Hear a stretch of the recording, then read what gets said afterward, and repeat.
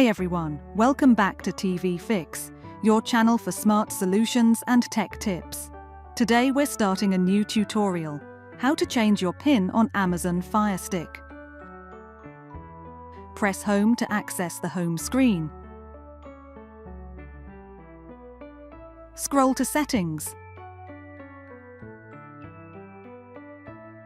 Scroll to Preferences, then press Select. Enter the 4-digit password.